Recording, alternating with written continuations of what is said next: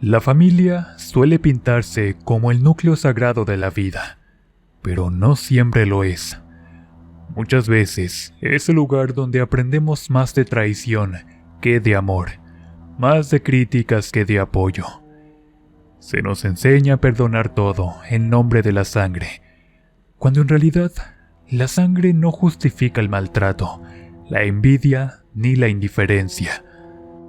La verdad es que no todos los padres saben ser padres, ni todos los hermanos saben ser hermanos. A veces, el verdadero hogar está fuera de la familia, en las personas que elegimos, y no en las que nos tocaron por destino. Se habla de unión, pero detrás de cada sonrisa hay celos, envidias y deseos prohibidos que nadie confiesa.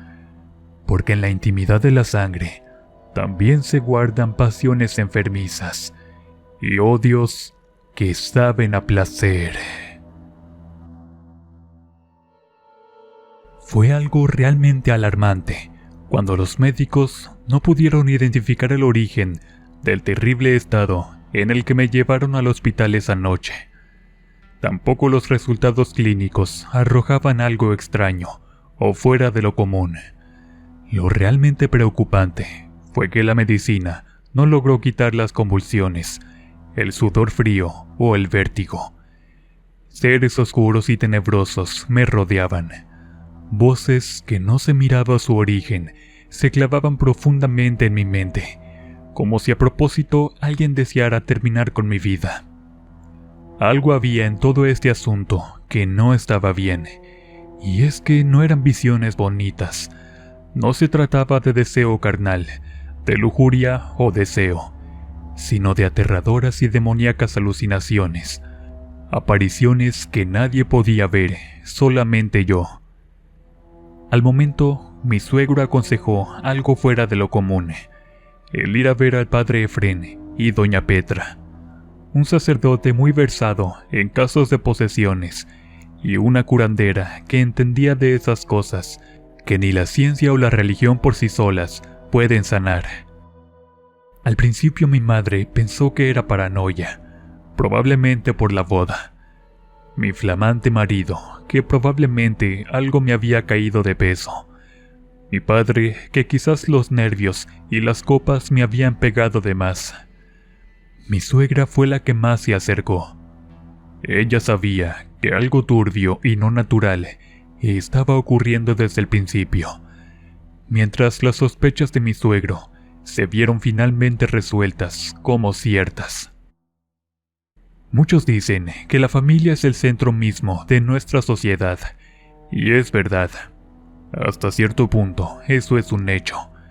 Pero no todo el que se hace llamar familia busca el beneficio o felicidad de los demás. Hay seres tan nefastos, tan horribles, que son capaces de pactar con el mismo diablo, con tal de ver sus deseos finalizados, sin importarles ni un poco pisotear a los demás, o manchar el honor, la dignidad y el buen nombre de su propia sangre. Mi nombre es Sandra. Las historias de bodas y romance generalmente muestran lo más bello, dulce y emotivo de estas, de la unión de dos familias para conformar una sola, de armonía, amor y felicidad. Pero en mi caso, el día de mi boda fue una verdadera historia de terror. Fuimos víctimas de un mal tan horroroso que no se lo desearía ni a mi peor enemigo. Todo comenzó 4 semanas antes de mi boda. Desde que lo conocí, sabía perfectamente que Nicolás era el perfecto marido para mí. De carrera, de metas, de propósitos, tierno y un poquito atolondrado, pero le gustaban mucho los retos, y me confesó que conquistarme había sido el reto más grande de su vida. A pesar de llevar varios años saliendo, recién habíamos planeado enlazar nuestras vidas en matrimonio, pero había algo de su familia que realmente no me agradaba para nada. No me malentiendan, mis suegros, don Ramón y doña Lucha, eran de lo mejor, al igual que mis cuñadas. El problema de todo esto era Leopoldo, el hermano de Lucha y tío de Nicolás. Al principio miré totalmente normal la actitud de él hacia mí. Es algo común que cuando un nuevo miembro se une a la familia, se le reciba con cierto recelo, pero sobre todo con mucha curiosidad. Pero la mirada de ese tipo no solo era incómoda, era totalmente pervertida, lujuriosa. Me hacía sentir realmente incómoda, al grado de evitar estar cerca de él. Curiosamente, por mismo consejo de mis cuñadas. Nico y yo nos conocimos en el centro comercial, donde él tiene su despacho de abogados, mientras que yo por mi parte tengo una clínica de belleza. Ustedes saben, tratamientos capilares, maquillaje, uñas, todo lo referente al negocio. Al vernos diario, fue inevitable fijarse uno en el otro, hasta que finalmente Nico se animó a invitarme a un café y después a almorzar. Una cosa se fue dando después de la otra, hasta que sin darnos cuenta, estaba a punto de llegar la anhelada fecha. A la familia de mi marido la conocí en una fiesta de fin de año. Congeniamos inmediatamente. Bromeaban sobre si Nico se iba a quedar a vestir santos y cosas que las familias dicen entre broma y broma. Nos caímos bien desde el primer momento, pero al pasar el tiempo, a las reuniones familiares, ya no solo asistía a la familia en primer grado de mi prometido. El mentado tío Leopoldo comenzó a frecuentar misteriosamente a la familia. Después de mucho tiempo de no atender ni siquiera las llamadas de su propia hermana. No es que fuera alguien muy querido por ellos, de hecho lo miraban con reservas, con desconfianza, y llámenme desconfiada o paranoica, pero mis cuñadas evitaban a toda costa acercarse a él o quedarse a solas por mucho tiempo a su lado, y eso mismo me aconsejaron hacer a mí. Incluso noté una actitud extraña en mi suegra apenas al verlo entrar, y las miradas de recelo de parte de don Ramón.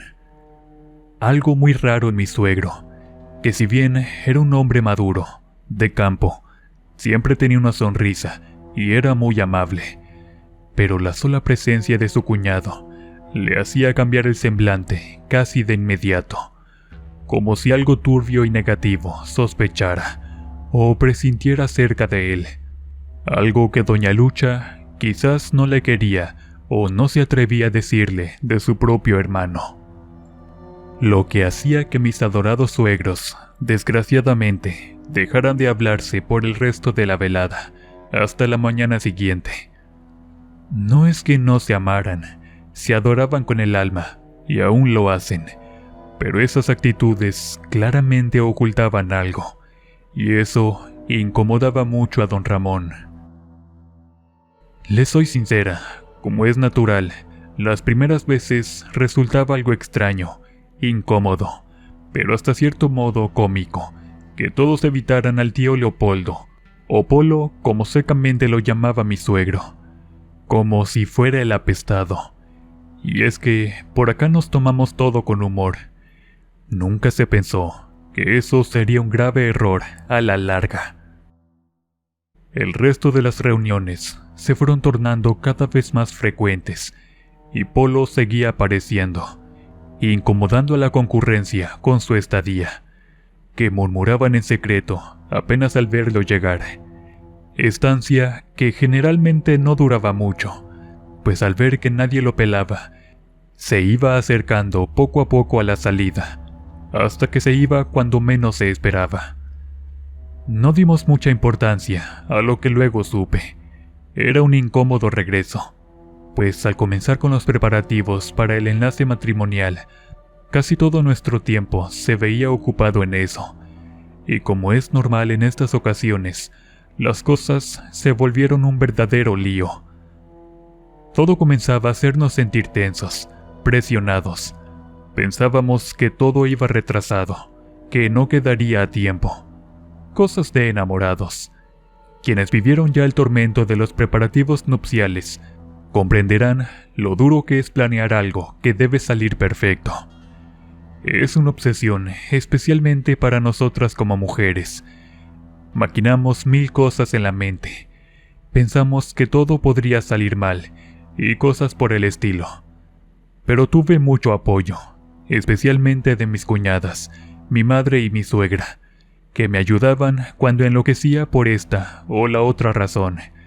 Y quizás por eso nadie previno o pudo sospechar que algo sí estaba a punto de irse al traste, y no solo salir mal, sino provocar algo que selló las relaciones familiares de la familia de mi esposo para siempre. Toda chica que se casa en Jalisco sabe que en la calle Vallarta es la catedral de las novias. Todas, o al menos las chicas de allá, soñamos con calzar un ajuar nupcial de una de las mejores tiendas. Y ahí estábamos. El día de las medidas fue una verdadera pachanga. Cuando no había la talla correcta, la tela no me gustaba. Cuando hallaban la tela, el color no era de mi agrado, o los encajes, bordados, pedrería, lentejuelas, cintas, lazos o volantes, y aplicaciones como flores o motivos decorativos. Hasta que mi suegra y mi madre se hartaron, y me dieron a escoger las cosas por separado. Juntaron todo, y pidieron tomar las medidas. Regresamos a la siguiente semana. El resultado era simplemente maravilloso. Exactamente lo que yo quería para lucir ese día tan especial. No cabe duda que las madres saben lo que hacen. Al volver a casa, tanto Rocío, Estela y Luz, mis queridas cuñadas, estaban hablando en voz baja, sin percatarse que había llegado. Un tanto apenadas, pero finalmente debía saberlo de todas formas. Me dijeron que tenían algo importante que decirme acerca de la relación familiar con el tío Polo. Rocío, mi cuñada mayor, me pidió que si era posible, me mantuviera alejada de él, que no platicara o le diera mucha atención o confianza al tal tío. A pesar de lo que pudiera aparentar, él no era buena persona. En Jalisco sabemos que hay gente que no es precisamente buena del todo. Pienso que nadie somos santos, pero cosa muy aparte son los mañosos y quienes se juntan con ellos. Pero lo que ella me contó en ese momento no se refería a algún asunto fuera de la ley o algo así, sino a actitudes groseras y para nada cristianas del tío. Cosas que incluso otras parientes suyas solían hablar acerca de él. Cosas malas, indecentes, especialmente con sus propias sobrinas. Ese era el motivo de que nadie quisiera convivir o estar cerca de él. Antes de continuar, doña Lucha llegó y cerró fuertemente la puerta, mirando severamente a sus hijas. Con un gesto, hizo que éstas se agacharan apenadas, sin decir nada más. Su semblante duro se suavizó un poco, tragó saliva y nos volvió a sonreír cuando nos dijo que era hora de cenar. Y era verdad lo que las muchachas me habían confiado. Probablemente no lo había notado, debido a lo ocupadas que habíamos estado durante toda esa semana. Pero así era el tal tío. Miraba a todas con una mirada torva, maliciosa, caliente como dicen vulgarmente. Y las chicas de servicio lo confirmaron, y eran quienes llevaban la peor parte en todo ese asunto. Ese viejo asqueroso se manoseaba frente a ellas sin ningún pudor. Pero a ellas, al ser de provincia, tenían la tonta idea de que si le decían al patrón o a la patrona acerca de la conducta del patán de Leopoldo, a las que echarían de la casa sería a ellas, por lo que este malnacido aprovechaba para manosearlas, y algunas de ellas ya no protestaban, y era debido a una clase de brebaje que él les daba, que las hacía sumisas y accedían a todo cuanto se les pidiera. Era un desagradable, asqueroso y oscuro secreto que no sería revelado tiempo después, pues sin siquiera sospecharlo, Eso mismo que les estaba pasando a las muchachas de servicio, el maldito marrano me lo estaba haciendo a mí. Inició como un aparente juego. De hecho, me hizo pensar por un momento que probablemente exageraban al tratarlo así, pero no tardó ni 5 minutos en mostrar sus verdaderas intenciones conmigo. Quiso meter su mano debajo de mi falda y sencillamente lo puse quieto de un cachetadón. Él se rió y se alejó vociferando que eso no había terminado y que me arrepentiría, que sería de él o de nadie. Nadie podía saberlo porque era orgullosa y no arruinaría mi boda por un estúpido viejo asqueroso. Cuando llegara el momento, se lo diría primeramente a Nico, sin sospechar que Polo comenzaría a administrarme ese maldito brebaje. Ni siquiera se daban una idea de cómo había sucedido, pues el maldito había pensado en todo para hacerme llegar esa nefasta pócima y que yo la ingiriera sin protestar. El muy bastardo me estaba enyerbando para sucumbir a sus sucios y aberrantes deseos, y eso lo supimos, desgraciadamente, hasta mucho tiempo después. Podía pasar desapercibido para todos, pero no para las mujeres de la familia, el cómo me miraba ebrio de deseo. Ni siquiera hacía por ocultarlo. Era descarado y engreído. Tenía la mala y equivocada idea de que podía poseer a cuanta mujer quisiera, sin importarle que fuera de su propia familia, incluso de sangre directa. Pero eso no era lo peor en la forma de ser de Leopoldo y su mentalidad torcida. Aparte de ser un puerco lujurioso, era la envidia andando. Lo que hizo fue tan aberrante, tan miserable y deshonroso, e incluso su misma madre, en su testamento, terminantemente dejó muy en claro que había quedado desheredado. Y no solo eso, quedaba desterrado de la familia y tenía estrictamente prohibido volver a poner un pie en esa casa.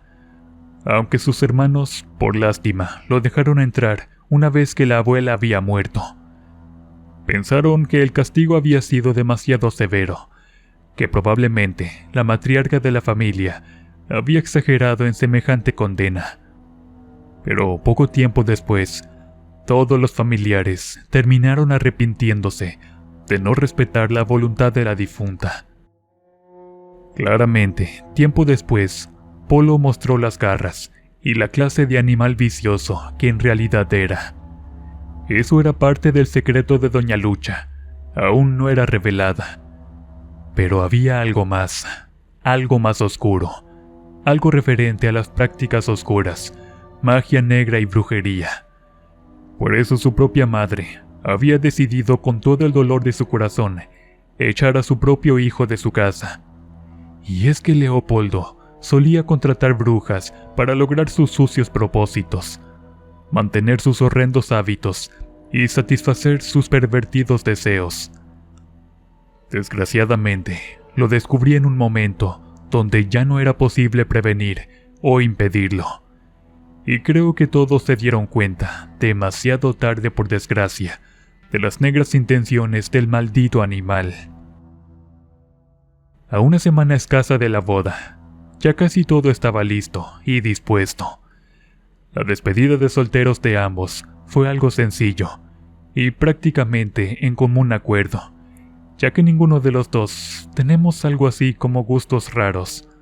Nico se marea, al igual que yo, después de unas copas, y la rigurosa tradición católica no es que nos lo impida, pero sencillamente no nos llama la atención tener aventuras alocadas o cosas de las cuales pudiéramos lamentarnos después.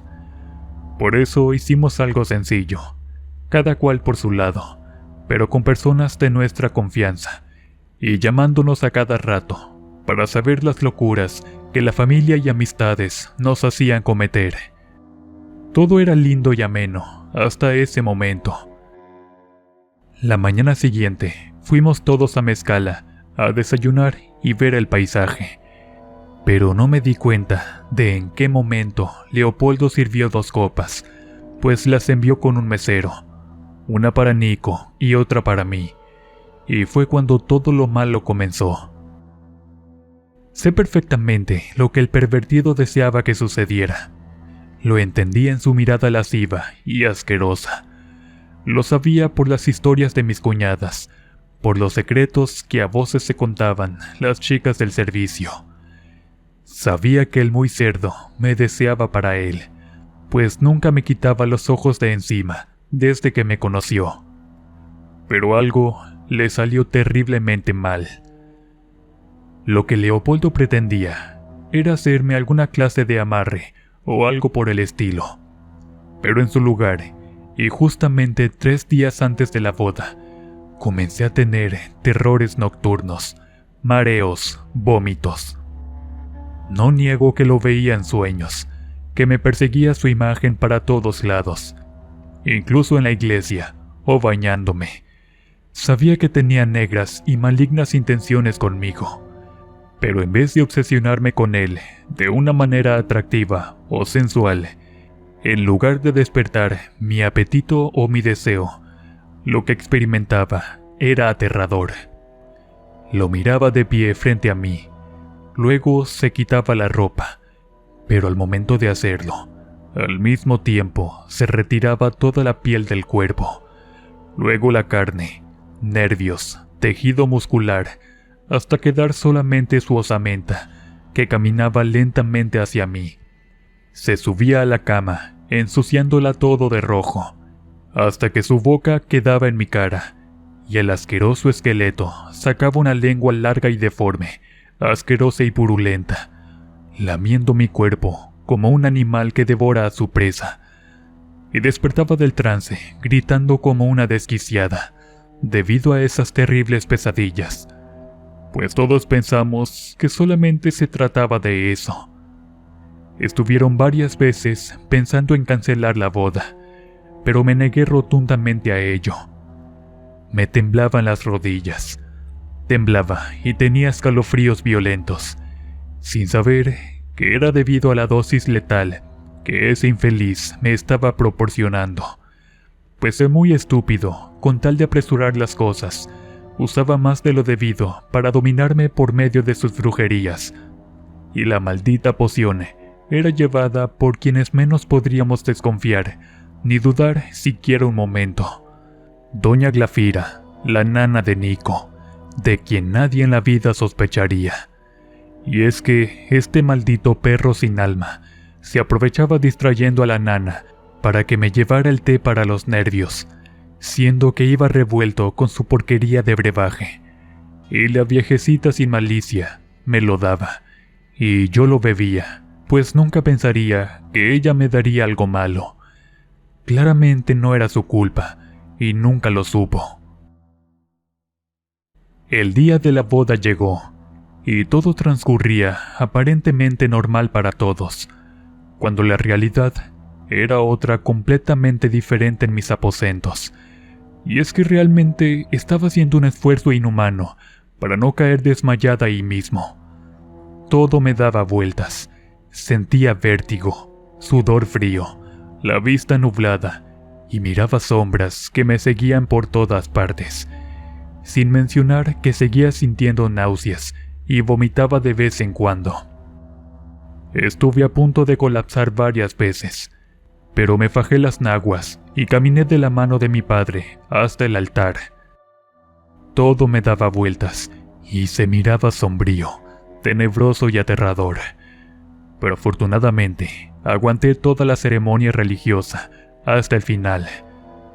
No fue sino hasta la salida de la parroquia, al momento de las fotos, cuando no pude evitarlo por más tiempo.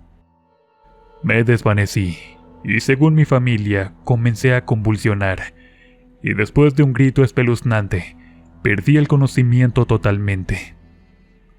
Me llevaron a toda prisa al hospital más cercano. Bonita noche de bodas iba a pasar, pensaba para mis adentros cuando desperté conectada a un suero, pensando que probablemente mi familia tendría razón.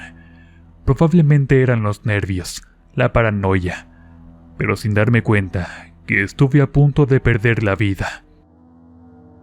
Al entrar al cuarto y ver mi estado, los médicos se alarmaron. Estaba terriblemente mal, pero desconocían el motivo. Me pasaron inmediatamente a piso. Me vi rodeada de enfermeras. Comenzaron a hacerme estudios de todo tipo. Nada. Ordenaron placas, resonancia magnética, un ultrasonido, y no mostraba absolutamente nada. Sugirieron un lavado estomacal, pero no podían arriesgarse sin saber lo que había ingerido. Podría ser cualquier cosa, desde sustancias ilegales hasta alguna clase de veneno. Sentía tanto frío, tanto vértigo, y seguía delirando con cosas espantosas, al grado que pensé que moriría en la plancha de operaciones, en caso de que quisieran proceder quirúrgicamente.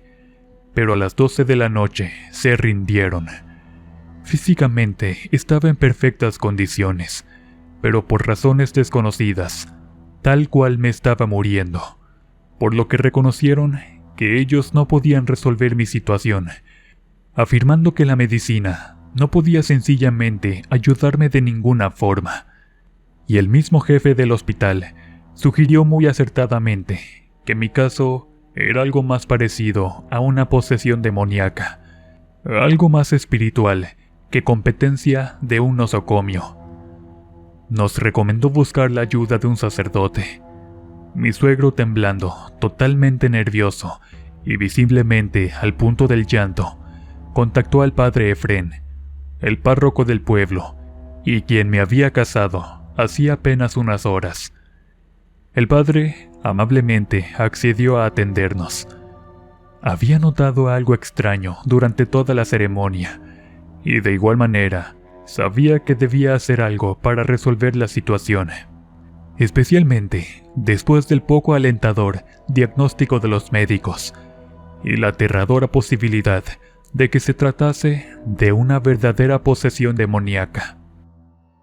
El cura tranquilamente se preparó, tomó algunas cosas de su estante y comenzó el ritual, primeramente con oraciones sencillas, para proceder de inmediato a rezar el rosario con mi aterrorizada familia, tanto directa como política alrededor, procurando ayudar en lo más que pudieran. Todos apoyaban, a pesar de que no sabían o creían no saber lo que realmente estaba sucediendo. Eran cerca de las 2 de la mañana, cuando el sacerdote decidió hacer una oración fuerte de liberación, alguna clase de exorcismo o algo así, lo que los dejó agotados a todos y al padre casi noqueado. Y finalmente aceptó que lo que me aquejaba era algo maligno, pero no del ámbito religioso propiamente, al menos no algo que él pudiera manejar solo. Habló con mi suegra, y ésta se soltó a llorar de la nada. Dijeron que me llevarían con doña Petra. En el camino, con todos intrigados como estábamos, miramos a mi suegra, que no revelaría nada hasta llegar con la curandera. Doña Petra era muy hábil con las plantas, las sobadas, atendía partos, pero era muy conocida por lidiar con fuerzas que no eran de este mundo. El padre Efrén y mi suegra le comunicaron sus sospechas, y la señora, que no era mayor que mi suegra, me mandó a recostar en una mesa. Comenzó a darme masajes y posteriormente unas infusiones. Me desnudaron y me untó aceites herbales. A los minutos saqué todo el daño que me había provocado ese asqueroso, y sentí claramente cómo un enorme peso se apartaba de mí, como si mi alma dejara de cargar algo que no era mío, como algo maligno se salía de mi ser para no volver. Ahí fue cuando mi suegra, bañada en llanto, aparte de confirmarnos que Leopoldo quería hacerme suya a la fuerza, había hecho cosas espantosas en contra de su propia madre, algo que no se puede concebir como digno de un ser humano. El muy maldito enyerbó a su madre, a su hermana y a muchas mujeres de su propia familia para saciar sus asquerosos apetitos. Al descubrirlo, la señora sencillamente, y con justa razón, no solo no lo perdonó, lo desterró, lo desheredó. Por eso la molestia con ciertos miembros de la familia, que pensaron que el castigo y la decisión de la abuela habían sido demasiado duros, exagerados y hasta injustos. ¿Cómo perdonar a quien abusó de su propia madre, de su hermana, de sus sobrinas, y ahora quería destruir la vida de una chica cuyo único pecado era amar a su sobrino? La justicia terrenal era demasiado suave para ese maldito. La venganza sería demasiado poco, y la muerte sería como un premio para ese animal, por lo que la bruja dijo que la única manera de poder terminar con la maldad de ese infeliz era darle una sopa de su propia medicina, y ahí entraba yo. A razón de una semana después, fingiendo atenciones a causa del brebaje, me acerqué a él. Le permití que me manoseara un poco, para después verter la sustancia dentro de su botella. Poco a poco fue terminándose el licor, hasta que no le quedó nada. Media hora tardó en hacer efecto. El concentrado había sido tan fuerte que las alucinaciones lo hicieron enloquecer casi inmediatamente. Se puso como loco, no del tipo violento, sino que se azotaba contra las paredes. Intentaba escapar de cosas terribles, infernales demonios y alimañas gigantes que solamente él podía ver. Casi sentí lástima por el pobre infeliz, pero de solo recordar todo el mal que hizo y que estuvo casi a punto de matarme, aumentaron mi regocijo al verlo todo golpeado por sí mismo y enloquecido, dando vueltas como rata con ataques en el piso, revolcándose e intentando librarse de algo o alguien que realmente no estaba ahí. Fue un verdadero alivio cuando el personal del centro psiquiátrico llegaron por él para recluirlo en una celda de máxima seguridad por su propio bien. Al igual que en mi caso, los médicos nunca lograron descubrir lo que realmente había puesto a Leopoldo en esa situación tan lamentable. Los gritos que pegaba provocaban que los demás pacientes se alborotaran al máximo, al grado que tuvieron que ponerlo en aislamiento permanente. Y lo más satisfactorio de todo fue que al ser diagnosticado como incurable, finalmente Leopoldo pagó hasta la última gota de llanto que provocó, muriendo solo y loco después de casi 3 décadas de agonía y sufrimiento. Recibió justamente el castigo que se merecía por ser un desalmado y pervertido abusador.